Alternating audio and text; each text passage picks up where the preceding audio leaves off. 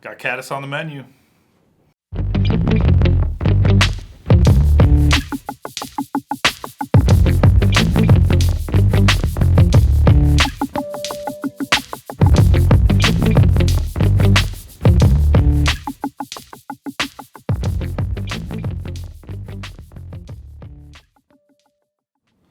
So today we're going to tie up a nice little caddis larva. This is the candy caddis. It's a great little bug that can be adapted pretty easily. It's got a lot of flash to it, a lot of flair. You can add weight if you need to get it to be a little bit heavier. Tying kind of a lightweight version of it today with a Chartreuse and brown combo. Cool little fly. All right, so to start out here, we'll just throw our hook into the vise. And today we're using a cool hook. This is the Ahrex FW 520. So a cool emerger style hook from Ahrex. Definitely caters itself well to this pattern. It's got a nice curved shank on it with a really cool profile that makes for a deadly looking bug when we're all done. And then we're starting our thread is the Veevus 14-aught in rust brown. It's the B08 color from Veevus. Just a nice rich brown color that'll be perfect for our thread head when we get to that stage. But the first thing we're going to do is tie in a little bit of ribbing. So I got my UTC Chartreuse wire here. And this is the brassy size that I'm using on the size 14 that we're tying today. And whenever I tie in wire, typically I'll, unless I'm trying to keep a really thin profile, I'll run the wire all the way up towards that hook eye and just helps keep a nice even profile all the way back.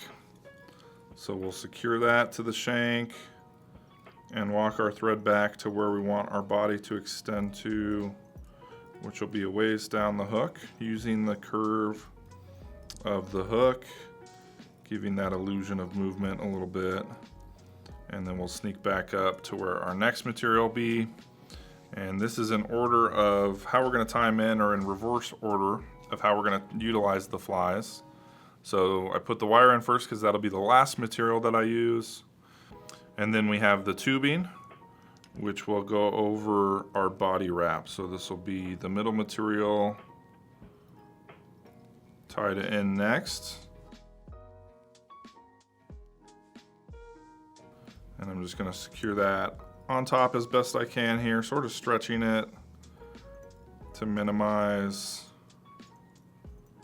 the bump on top.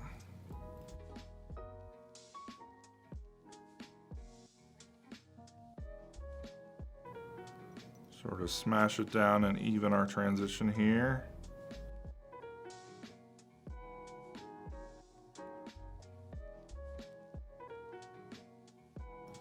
And then we can add in our flashy body. This is the flat diamond braid from Hairline. So a great material for a lot of different applications. If you're seeing recipes out there that call for glamour Madeira, this is a good substitution for it.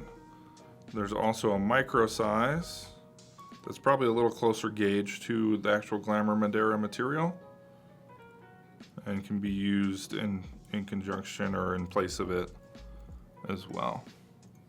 So the same thing, we're just going to wrap that back to where our body ends, take our thread on up, and then we're going to leave ourselves a good bit of room up on the front for a thread head.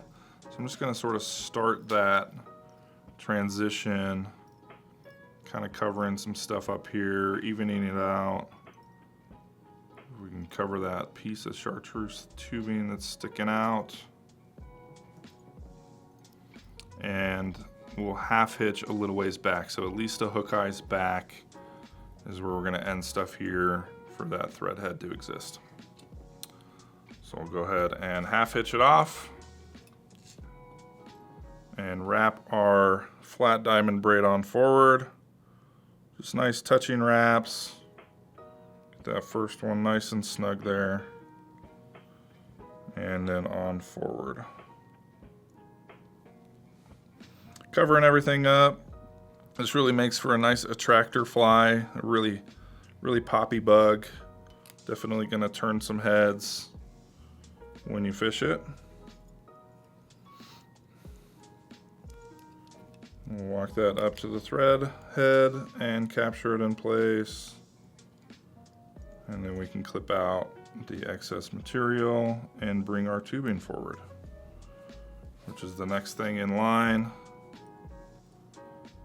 Our Chartreuse tubing over top.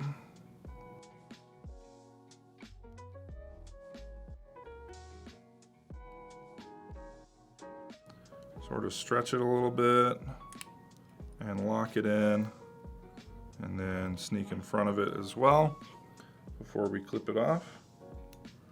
Making sure we don't stretch it too much so that it doesn't sneak underneath our thread wraps there. And then I'm gonna continue to work on this transition. Nice big buggy head, and we can bring our wire forward. And this is gonna add some nice segmentation as well as some durability to the fly.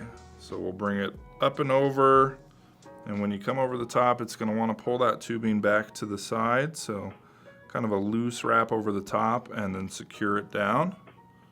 And just kind of keeping that material in place as you go. Working forward to where our thread's waiting for us to grab it.